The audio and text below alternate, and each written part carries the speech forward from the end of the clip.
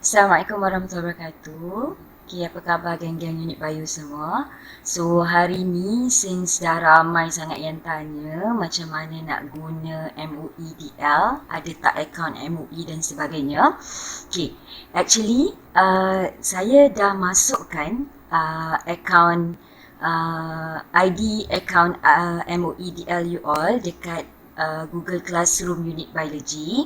So you all boleh buka dekat area classwork dan cari folder G Suite ID dan klik senarai nama dan username. So you all boleh access lah yang mana kita punya, cari yang unit bio, cari nama masing-masing. Contoh, okay, kalau yang saya punya adalah this one. Okay, Syaifah Noaim Balkis. So ini adalah alamat email, okay, MOEDLTY, dan ini adalah passwordnya.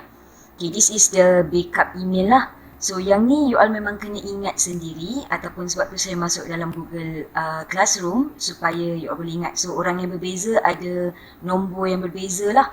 Kalau tanya boleh tukar ke tak, setakat ni saya tengok MIE expert pun akan pakai yang sama. Okay, dan macam mana nak key in? So you all type moe.edu.my dan enter. So dia akan bawa you all pada paparan ini, digital learning.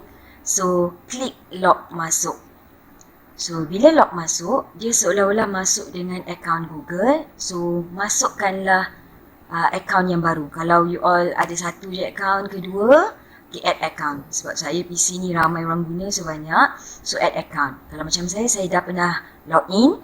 So ini yang saya type. So you klik lah. Okay. Kalau first time user, you have to masukkan password lah. Passwordnya yang tadi, yang PWD number tadi. Dan dia akan bawa you all pada display yang ini. So apa yang kita kena buat ialah, okay, kita pergi pada menu utama, pilih guru. Okay, and tada, you all dah boleh explore. So dekat sini ada pembelajaran digital, buku teks, aktiviti, aplikasi dan sebagainya. So kebanyakan webinar ataupun tutorial yang banyak digunakan dekat media sosial kita sekarang adalah di bawah aktiviti ni. Sorry. Okay, ni adalah Google Classroom-nya, Microsoft Teams-nya. Kebanyakannya you all boleh tengok dekat aplikasi. Okay, kat aplikasi ni kalau you all tengok ada setengah apps yang kita dah biasa guna, contohnya Quizizz dan Kahoot. Okay, saya hari tu login sebab belajar Walklet. So boleh tengok kat atas ni dia ada Google, Microsoft atau Apple. Let's see kalau kita klik Google, okay, dia akan show off all the application under Google. Contoh yang kita biasa guna, Google Drive, Photo, Translate and so on. Okay, kalau kita back, kita klik pada Microsoft.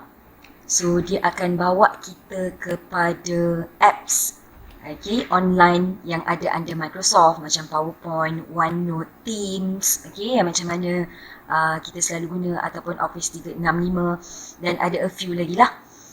Alright, so itu sikit dulu perkongsian. So kalau dah siap guna, jangan lupa log keluar.